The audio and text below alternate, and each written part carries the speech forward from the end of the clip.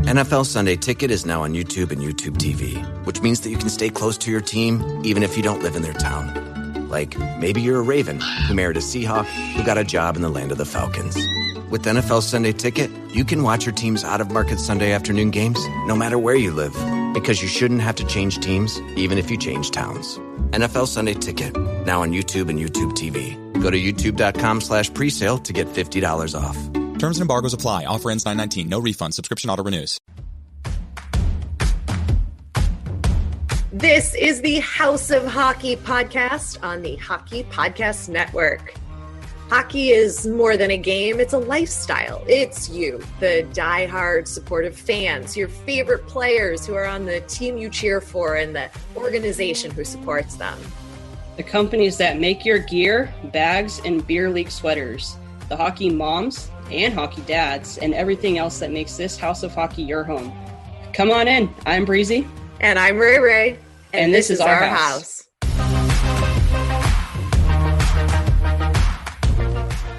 Welcome to the House of Hockey podcast, episode 107. I'm one of your hosts, Breezy. And I'm your other host, Rae Rae. And no guests this week. Nope. But we have two coming up in the next two episodes, some really big time heavy hitters in the NHL that are not on the ice, but in the front office sort of arena, to bring you some really interesting content from one team we haven't heard from yet, like on the pod, and one we actually heard from that other team. Yes. That's based in Los Angeles. Oh yeah, duh. Hello. Yeah. Twice. So we got that coming up. So in the meantime, there's been some hockey news things happening, starting with your boy. None other. Just can't get enough of.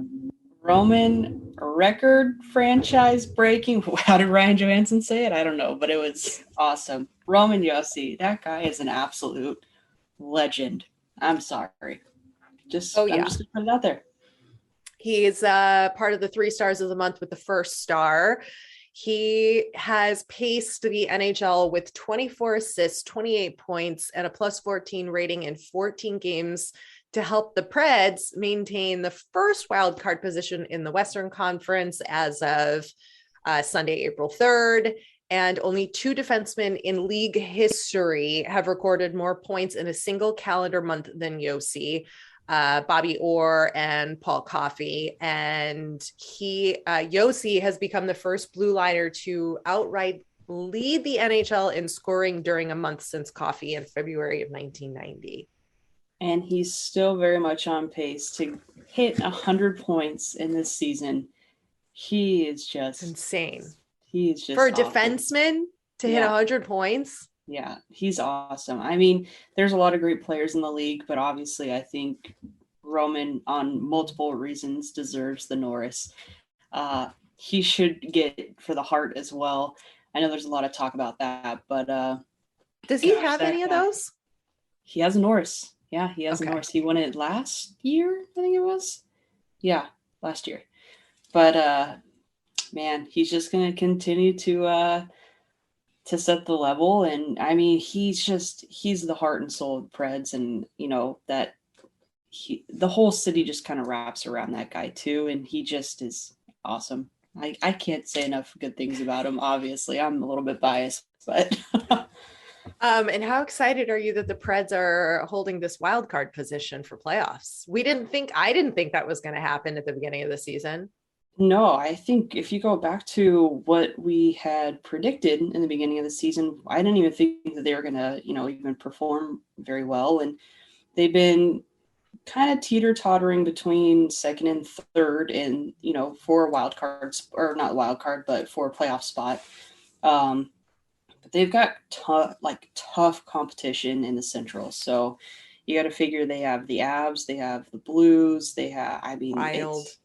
Yeah, so, for them to be going up against the Wild and Blues and teeter-tottering between those two teams, I'm pretty proud of them. I think they're doing a really good job. They've got a good group of guys. Tanner Jeannot, he's been crushing it, right? So I think between Roman and Tanner, they've been kind of carrying the team a bit. If hopefully I'm not speaking out of my terms here, but that's just my personal opinion, and I'm excited for them. I think they're going to play pretty well, and I just hope Roman can keep it up. Yeah, I think hopefully he stays healthy enough and can bring this energy to a playoff run for the boys, along with all of the other people on the team, obviously. And while we're talking about the Preds, I just want to put this out here. So they had posted a picture on social media of obviously Roman being first star of the month. And some bot commented, like, "Am I the most beautiful girl in the world?" And the Preds responded back to her saying, "Not now, it's Roman." It was and everyone's like, "You just commented back to a bot," but it was just so fun. It made me laugh. That was my funny that I had mentioned, or I saw today. So that's good. Well, let's talk about another record, but on a different team. Keith Yandle, who is currently playing with the Philadelphia Flyers, who are officially out of playoff contention run this season. It did not go as they had hoped. I had such high hopes for the Flyers this season at the start. I think we both did, if I remember correctly. But they've had some injuries and some other things that just didn't play out like we all had hoped, I think. Or well, not everybody, but some people don't want the Flyers to succeed, but good old-fashioned NHL fan rivalry. But Yandle has ended his Ironman streak. Sadly, he ended his consecutive games played with 989 games. They healthy scratched him on this past Saturday, April 2nd, which is kind of like, let the guy get to 1,000. Are you kidding me? Like, he's so close. What I heard was that the coach wanted to let some of the newer draft guys come in and play since they were out of playoff contention. And that's why they put him out. I'm like, you are going to let this guy not make 1,000? Like, your season's over anyway. Who cares? Let the guy break the record. Jesus. But Yandle handled it like a total pro as he is, and was like, I respect the game, and I get it, we got to let these guys come in, and I'm happy to help out and be a team player. But like, really, coach, really, you're going to do this? At least let him get to 990. Like, you're going to leave him at 989? What is that? I mean, that's just my opinion. I don't know how many games they have left to play, but I would imagine it's close to 11. I'm going to have to look, but like, let the guy get to 1,000. Come on. Do you understand this record is unbelievable in this league to have somebody play 989 consecutive games? That's bananas. Yeah. So, I mean, so Andrew Cogliano was the last person, I believe, who had their Ironman streak ended, but he was ended off of a kind of a bogus suspension that they had that, like, it shouldn't have been a suspension, but he got suspended. But I just looked it up. After Keith Yandle, the next person in line is Phil Kessel. He has 968 games. Yes. So interesting. Yeah. And then Yandle broke Doug Jarvis's record in January when he played his 965th. So we talked about this, I think, before when that happened. But yeah, the Ironman record comes to an end, and that's sad. That's like, come on, let the guy get to 1,000. That's just cool. What is cool? What? The next person behind Phil Kessel will be Patrick Marleau. Wow. I didn't realize that. It's currently active, and he has 910 games. So that's just like the rarity of that, and the stamina and the health and the luck and all of that comes into play for those guys to have that kind of a record is just unbelievable. So that's my thoughts. Do you think coach should have let him play? Yeah, I mean, I did read that he was suffering from an illness. I think they said that a lot of the Flyers were having just like were sick. They didn't, disclose what they were sick with, but just they were sick. He was battling from it. He didn't I think he didn't show up to a morning skate and a practice. Okay. So they were uncertain on if he would play or not. So it could have been just a healthy scratch because they weren't sure. I don't know. I feel like no one would be that like malicious enough to kind of like be like, oh, well, sorry, dude, like you're not going to get it. I feel like there had to have been a reason why. But if there was no reason why, I mean, that's kind of a low blow. I know. Anyway, that's how I feel about that. But that's the other major record sort of thing that I saw this week. And there's probably a ton more, but we're not stats girls, so get over it. But the other thing that I thought was insane this weekend and this week was Trevor Zegras scored his second lacrosse style goal in one season. Yeah. And this one was even more ridiculous because he actually had to go around Milano, his teammate who was standing next to the post, and toss it in. And the goalie is just like, you gotta be kidding me. This did not just happen. Like he rebounded the shot, picked it up and scooped it in. And it was, I mean, I know a lot of people hate the lacrosse style goal. But I think it's just phenomenal. Just the kid's phenomenal with like the stuff and the skills he can bring to the table. But, you've also got to have all the other elements of your game in play, which I think he's still kind of finessing, but was pretty cool to see. Did you see the goal? It was ridiculous. I did. I saw the highlight of it because I saw like a bunch of chatter, and I don't know if it was an April Fool's prank or whatnot, but there was like an interview that was going off. I didn't see all of it, so I probably shouldn't comment on it, but he was like kind of triggered because he got like hit and he was dropping F-bombs saying that the goalie should be punished and yada, yada, yada. He called himself a superstar. But there was some Twitter chatter. I forgot who I saw, but I kind of agreed where you can't necessarily like old school, like Zegras would never fit in for old school hockey. Like let's just put that out there. I mean, everyone's going to know that, but the game is growing. You need a Zegras in the league for how the game is growing. Right. But at the same time, you can't necessarily, I think the terms that were used were don't go out there and embarrass guys with these over the top, ridiculous goals. That yes, they're awesome. They're a wow factor. But at the same time, it's like don't expect to do something that's crazy and overboard that doesn't happen often and not get some sort of retaliation. I don't know. I think they're cool to watch, but at some point it's like, oh, here he goes. He's going to do it again, but I don't know. I mean, I think it's all fun and games, no hate towards it. It's just, I think that there's a time and place, and obviously when you're playing a game, that's very hard to determine. But I don't know. I think it should be few and far between. I think you just need to have normal good hockey because I think that's what people like. But it's cool. I got to give it to him. It is cool, but I don't think I'd want that to happen on my goalie. No, it would definitely be really annoying if it's not your teammate doing it. But I mean, I'm sure there's a lot of players that don't really get along maybe with Zegras's mindset or style of play. I don't know. I don't mean to like talk out of turn here, but I could imagine.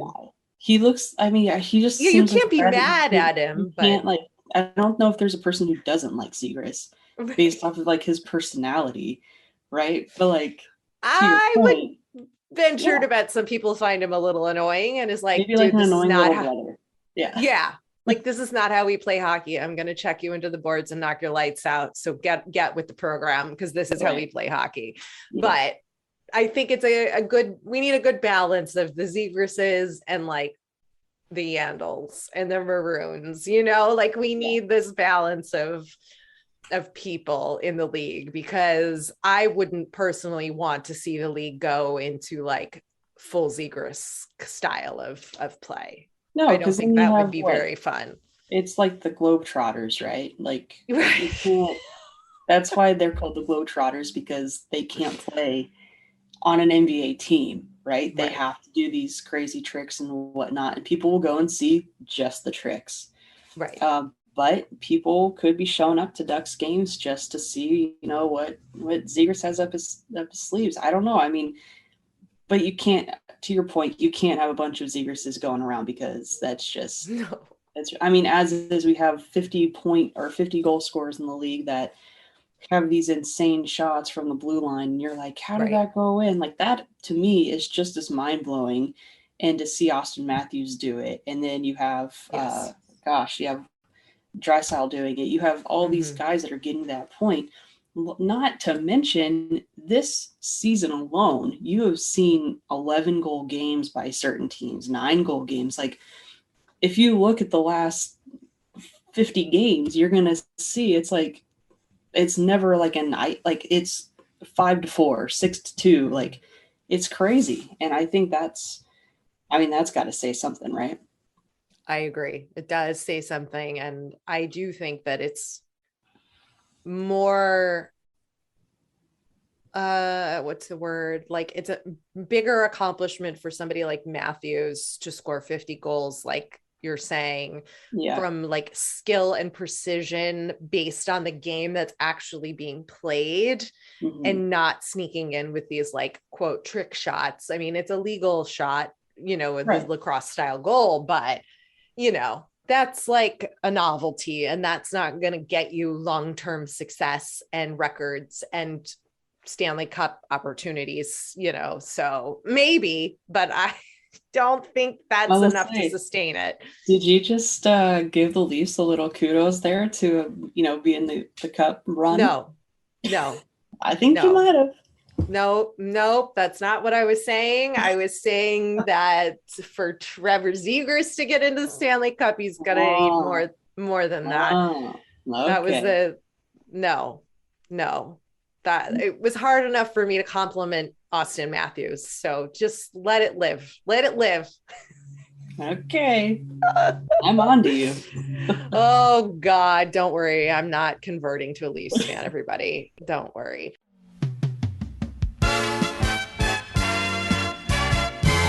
This week's episode of the House of Hockey podcast is brought to you by... The NHL season has been packed with dirty dangles, hat tricks, and big wins. As the action rolls on, DraftKings Sportsbook, an official sports betting partner of the NHL, has your shot to win big too.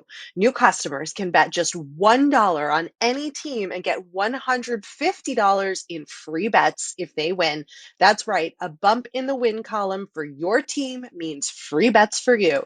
If Sportsbook isn't available in your state yet, you still have a shot to light the lamp. Everyone can play for huge cash prizes with DraftKings daily fantasy hockey contests. DraftKings is giving all new customers a free shot at millions of dollars in total prizes with their first deposit. Download the DraftKings Sportsbook app now. Use promo code THPN. That's THPN for the Hockey Podcast Network. Bet just $1 on any NHL team and get $150 in free bets if they win. That's promo code THPN at DraftKings Sportsbook, an official sports betting partner of the NHL. 21 and over, restrictions apply. See show notes for details.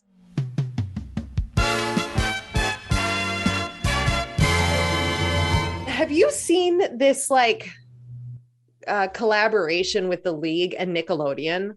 No. In New Jersey, where they had like a Nickelodeon weekend where like the players were sliming, who did the Jersey players slime? They had like 5 of the players with slime buckets, like the green slime from Nickelodeon.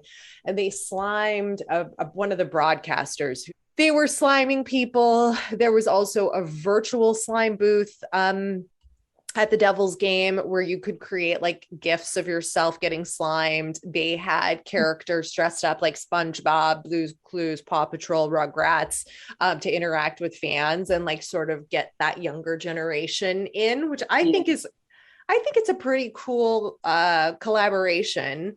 And who doesn't love like slime and fun stuff? Like they projected like slime onto the ice in the opening ceremony. I don't know what you call it, but yeah. So I thought that was a pretty interesting collaboration to do. That's cool.